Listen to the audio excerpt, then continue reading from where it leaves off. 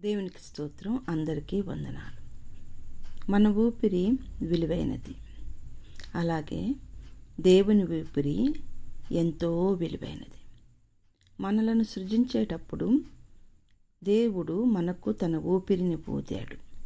అందుకే ఆయనకు మన మీద అంత ప్రేమ.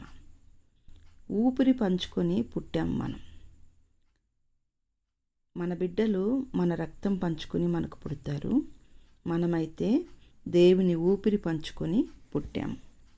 మొదట్లో దేవుడు మనలో తన ఊపిరిని ఊదాడు. రాను రాను నేనే మీలో ఉంటాను అంటున్నాడు. రెండవ స్టేజ్లో దేవుడు ఆదికాండంలో చెప్పబడినట్లుగా తన స్వరూపమందు మనల్ని చేశాడు. రాను రాను స్వయాన నేనే మీలో ఉంటాను అని అంటున్నాడు. అలాగున దేవుడు మనలో నివసించి సంచరించి మనల్ని పరిశుద్ధపరచునుగాక.